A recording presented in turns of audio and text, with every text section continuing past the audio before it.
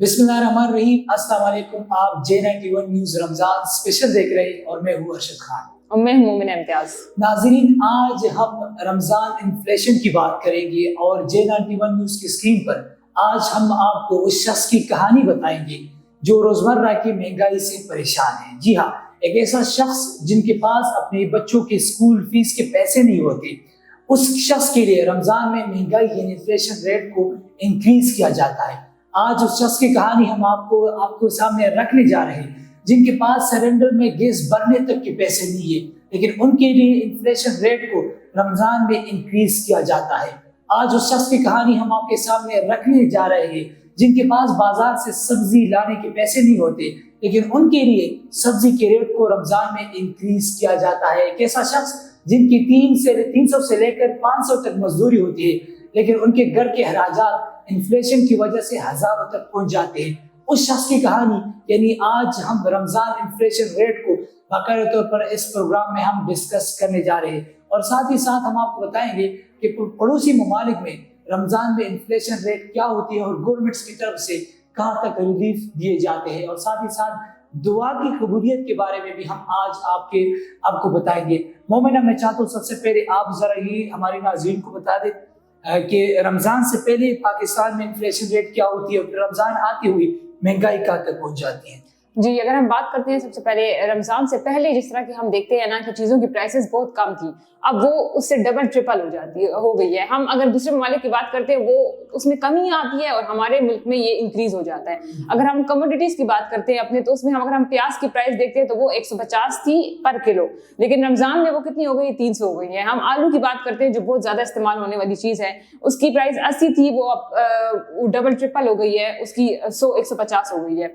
इसी तरह और जो हम फ्रूट्स की बात करते हैं, इसी तरह फ्रूट्स भी 600 किलो के, चिकन की, गोश्त की, तो हर तरफ से ही जो आम शहरी है वो उसको अफोर्ड नहीं कर सकता। फिर चलिए ठीक है नाज़रीन, जैसे मोमिना ने आपको एग्जांपल दी कि किस तरीके से सब्जी और बाकी अशिया खुदनूश जो होते हैं उसके प्राइसेस में किस हद तक रमजान में इजाफा किया जाता है।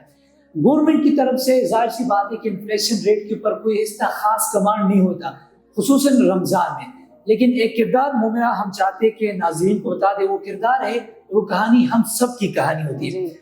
प्याज के रेट की जिस तरीके से मोमिना ने बात की, तो लास्ट टाइम एक वीडियो गर्दिश कर रहे थे कि किस तरीके से सब्जी को, फ्रूट्स को, बाकी अशिया खुर्दनोश जो चीजें होती हैं उसको किस तरीके से बाकायदा तौर पर स्टोर किया जाता है जी। और उस स्टोर करने का मकसद ये होता है कि जैसे जैसे रमजान आता है या उसके बाद में जब चीजों की किल्लत आती है तो उस दौरान फिर उस अशिया की कीमत जो है वो इंक्रीज हो जाती है। जाहिर सी बात है, जब एक चीज की किल्लत होती है, वो मार्केट में अवेलेबल नहीं है, तो वो चीज जो है लोग महंगे दामों लेने के लिए वो तैयार हो जाते हैं। तो उसमें आम मार्केट के जो लोग हैं, हम सब शहरी भी उसके जिम्मेदार हैं, जो चीजों को हम स्टॉक करते हैं और फिर उसकी वजह से भी इन्फ्लेशन रेट में बाकायदा तौर पर इजाफा किया जाता है। एक इदारा शुमारियात की रिपोर्ट के मुताबिक कहा गया कि पाकिस्तान में पहले ही वीक रमजान के 1.3% ज्यादा हो गई थी, इन्फ्लेशन रेट इतना ज्यादा हो गया था पहले वीक में, अब तो उससे भी ज्यादा हो गया। चले ठीक है, यही एक हकीकत है और ये हमारी बदकिस्मती है कि हम आम दिनों में जिस तरह हम नहीं करते चीजें, लेकिन रमजान में जब हम रमजान आते हैं तो हम इन्फ्लेशन रेट जो होती है वो इंक्रीज हो जाती है और हमारे लिए बदकिस्मती। अब आप सोच ले, एक बेचारा एक मजदूर जिनकी 300 से लेकर 500 700 तक की मजदूरी होती है, तो आप सोच ले कि वो दाल, घी, आटा वो कहाँ से ये चीजें खरीद कर लाएगा। अब यकीन मानिए कि आपके इर्द गिर्द में, आपके पड़ोस में ऐसे बेशुमार लोग होते हैं जो सिर्फ चाय के साथ वो अफ्तारी करते हैं, सहरी वगैरह करते हैं, सिर्फ वो चीज़ों के साथ करते हैं जो आस पड़ोस में या कहीं से कोई रिलीफ या कोई दस्तरखान से वो चीज़ें उनको मिल जाती है।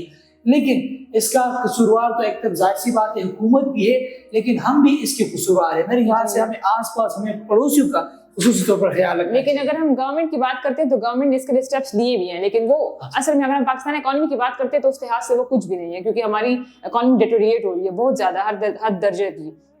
अभी जब मरीम नवाज ने, जो वजीर आला पंजाब है, उसने अपने जो पैकेज का ऐलान किया, रमजान पैकेज का, वो नवाज शरीफ की पिक्चर लगा के जो आटे की बोरी पर, तो पैसे भी हमारे और ऊपर से आप लोगों को इस तरह पब्लिसिटी भी कर रही हैं अपनी और इस तरह भेज रहे हैं। और वो उसने कहा कि हम घर देंगे उन राशन को, लेकिन वो उनसे जब लोगों से बात की गई अवाम ने, तो वो इतने ज्यादा परेशान थे, वो उन्होंने कहा कि हमें से धक्को से वो एक एक चीज मुहैया हो रही है। جی بالکل اس طرح سے. اور جب رمضان آتا ہے تو آڈینس جو ہے یعنی پبلک جو ہے وہ ہزاروں مسائل کے وہ شکار ہو جاتے ہیں. اوپر سے گیس کے پرائس میں بھی پرائسز جو ہے وہ بھی انکریز ہو جاتی ہے. اس طرح سبزی کی بات کی جائے, اس طرح آٹے کی بات کی جائے, تمام چیزوں کی جو پرائسز ہے وہ بہت انکریز ہوتی ہے. یا گورنمنٹ کی طرف سے اس میں کوئی ان کی ایک پالیسی وغیرہ نہیں ہوتی کہ اس کو انفلیشن ریٹ کو. لیکن یہاں پہ ایک اور چیز یہ ہے کہ اگر ہم گورنمنٹ کی بات کرتے ہیں تو گورنمنٹ نے اگر ریلیف دیا بھی ہے نا, تو اگر ہم چھوٹے چھوٹے اسٹالز وغیرہ دیکھتے ہیں نا اندر مارکیٹ میں, تو گورنمنٹ کو چاہیے کہ ایسے مانیٹر کرے ان چیزوں کو, ایسی ایک آرگنائزیشن بنائے جو گلی گلی جا کے دیکھے بھی کہ وہ امپلیمنٹ ہو بھی رہا ہے کہ نہیں. اگر انہوں نے کوئی ریلیف اناؤنس کیا تو اگر وہ ریڈی والا تو اپنی ہی پرائس پہ دے رہا ہوتا ہے, وہ اس کو کم ہی نہیں کرتا. جی بالکل, تو یہ بہت انپورٹنٹ اسٹیپ ہے جو لینا چاہیے گورنمنٹ کو. زبردست. جس طریقے سے مومنہ نے آپ کو بتایا, مومنہ ہم جس طریقے سے لاسٹ پروگرام میں ہم نے سوال رکھا تھا آڈینس کے لیے, تو آج کا سوال یہ ہے کہ آپ کیا چاہتے ہیں گورنمنٹ کی طرف سے خصوصاً رمضان میں کس چیز کے اوپر آپ کو ریلیف ملے. آٹا, گھی, دال, جو چیز آپ چاہتے ہیں کمنٹ سیکشن میں آپ ہمارے ساتھ شیئر کر سکتے ہیں کہ گورنمنٹ انگلش اس کی پرائس جو ہے اس کو ڈیکریز کرے یا ایک پیکیج اناؤنس کرے نا, جس طریقے سے دوسرے ممالک میں ہوتا ہے. آپ بتائیں جو دوسرے ممالک میں. جی بالکل. اچھا ناظرین, کچھ اعداد و شمار ہے, کچھ حقائق ہے جو پڑوس میں یا دوسرے ممالک میں یہ چیزیں رمضان میں اسپیشلی طور پر عوام کو جو ہے وہ ریلیف دیا جاتا ہے. اگر ہم یورپین کنٹریز کی بات کریں تو ٹرکی میں خصوصی طور پر قریباً اسی رمضان میں 20 سٹیز ایسی ہے جس میں ایک پیکیج کو ڈسٹریبیوٹ کیا گیا ہے, پبلک کو باقاعدہ طور پر ایک ریلیف دیا گیا ہے. ہم پڑوسی ملک ہندوستان کی بات کرتے ہیں, مسلمانوں پر وہاں پر تشدد کی جاتی ہے اور مذہبی اتحاد پسندی ہے اور مسلمانوں کو ریلیجیس جو ہے فریڈم وہ حاصل ہے. لیکن ایک حقیقت یہ بھی ہے کہ وہاں پر رمضان میں مسلمانوں کو خصوصی طور پر ایک ریلیف دیا جاتا ہے اور ہوتی ہے اس کو انفلیشن ریٹ کو باقاعدہ پر ڈیکریز کیا جاتا ہے. خصوصی ایک آفر جو ہے گورنمنٹ کی طرف سے وہ ریلیز کیا جاتا ہے. لیکن ایک حقیقت یہ بھی ہے کہ مسلمانوں کے اوپر تشدد ضرور کیا جاتا ہے, یہ بھی ایک حقیقت ہے اور جو ایگزسٹ کرتا ہے.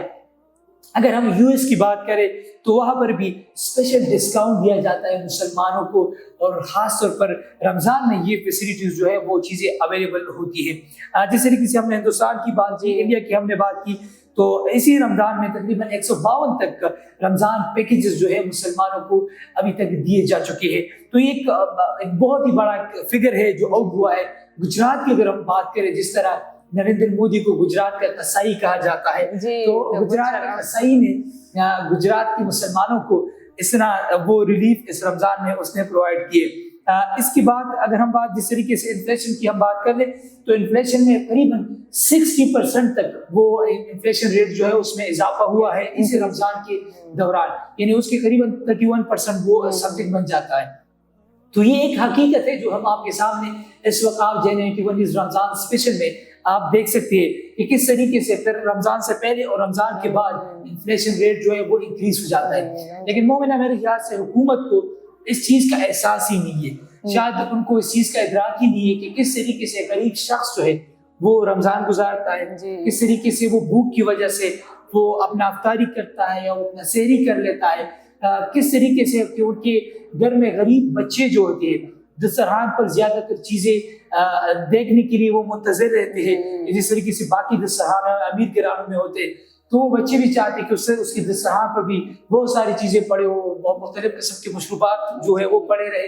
لیکن وہ غریب شخص جو ہے مہنگائی کی وجہ سے وہ ان تمام چیزوں سے جو ہے وہ جی ہمارے ملک کی ایلیٹ کلاس ہے نا, ہم کہتے ہیں نا کلاس ڈویژن ہے ہمارے ملک میں, تو جو ایلیٹ کلاس والے لوگ ہیں ان کو کیا پتا کہ کس طریقے سے غریب زندگی گزارتے ہیں. تو یہ ہمارے جتنے بھی سارے پولیٹیشینز وہ سارے ایلیٹ میں آتے ہیں نا, ان کو کیا پتا کہ ان پہ کیا گزر رہی ہے بچوں پر. بالکل, جو بند شیشوں میں اور ایسی کے اندر موجود شخص غریب شخص کے فیصلے کیسے کر سکتا ہے, یہ جو ایک حقیقت ہے.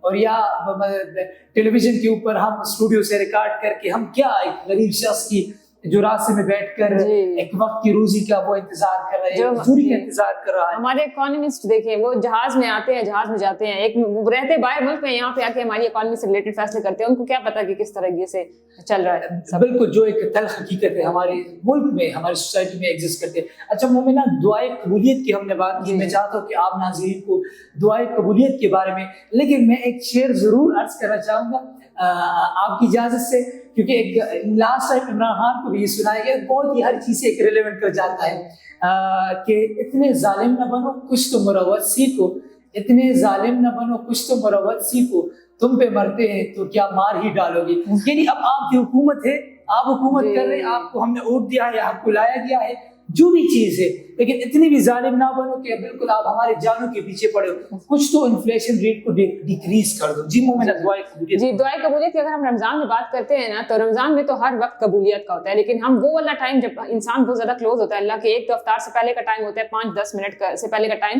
جب انسان بھوکا پیاسا ہوتا ہے, وہ اللہ تعالیٰ کے بہت قریب ہوتا ہے. اس وقت اللہ تعالیٰ نے خود کہا کہ مجھ سے دعا مانگے, اس وقت دعا قبول ہوتی ہے, بہت قبولیت کا زیادہ ٹائم ہوتا ہے. یہاں اگر ہم بات کرتے ہیں نماز شب کی, جو تہجد نماز ہے, اس میں وہ بہت قبولیت کا ٹائم ہے. اس میں اللہ تعالیٰ خود فرماتا ہے کہ مجھ سے مانگو, میں اپنے بندوں کے لیے آیا ہوں. تو یہ والے اوقات, لیکن میں تو کہتی ہوں رمضان میں اگر ہم کسی بھی وقت دعا مانگے وہ قبول ہو جاتی ہے. لیکن اگر آپ کی دعا نہیں قبول ہو رہی تو بس اس بات کو یاد رکھیں کہ دعائیں رد نہیں ہوتی, بس بہترین وقت پر قبول ہوتی ہیں. چلے اچھی بات ہے, دعائیں جتنی زیادہ آپ مانگ سکتے مانگنی چاہیے, اور یہی ایک وقت ہوتا ہے جس میں اللہ تعالیٰ براہ راست اس کی قبولیت فرماتا ہے.